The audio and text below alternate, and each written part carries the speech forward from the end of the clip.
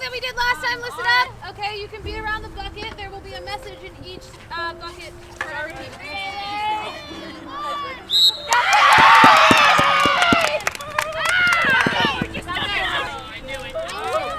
Congrats!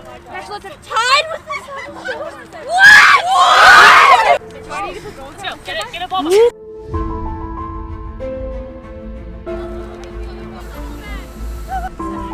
C uses 3D over the noodle. Yeah. And Here we go, guys!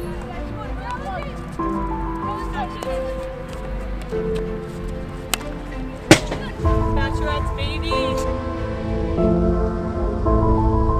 Savages took the first competition, so what needs to happen? There's going to be one 4-minute round. If they win, they take home all the marbles for segment 2. If you tie it, we go to shootout. 3, 2, 1. Yeah.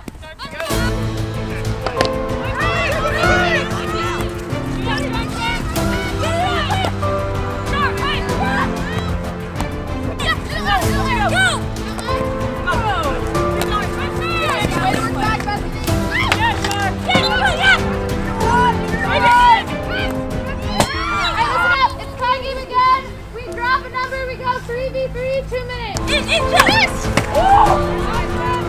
Go, Race. Shoot that. Yes!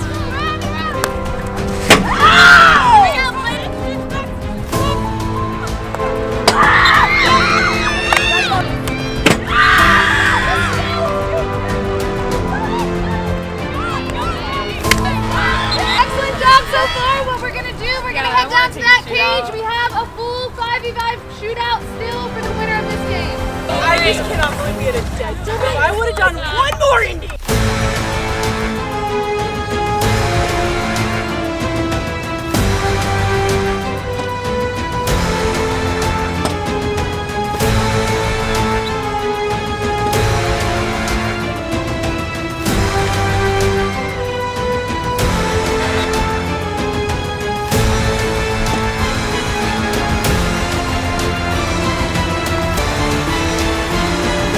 Lizzie, we've just finished segment 2 of our marble jar, and the Bachelorettes have unfortunately lost out in the end, but only after a double shootout because in a crazy way you guys ended up tied. So what was your reaction when you found out that yourself and the Savage Joes had tied for marbles this month? So we knew that it was going to be close coming into today, and when we opened the sheet and it said congrats right away, we were excited, and then we saw you're tied, and we immediately thought, how are we going to break this tie? What are they going to have us do?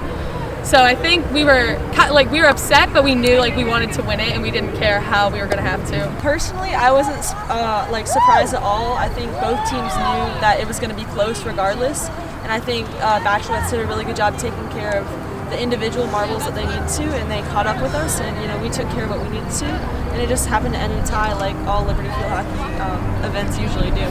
They're usually pretty close run things, all right? Yes. And so to try and break that tie, we gave you guys a couple of tasks, a couple of games.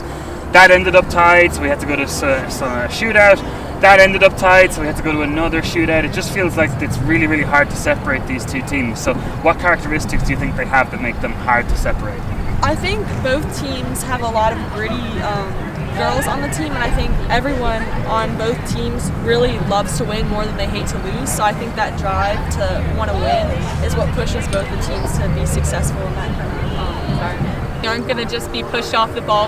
Both teams like to play really physical and really fast forward. So I think just being so gritty and going after each other so hard is what keeps it such close competition. Neither of us are going to back down one day. We always want to go after each other. Each week we show ourselves that we can do a little bit more than the week before, and whether that means getting one more extra night of sleep, one more extra indie out, winning one more competition, we're just trying to fight to be the best that we can be, improve across the board. Besides just having the teams there, we want to be the toughest girls on the team.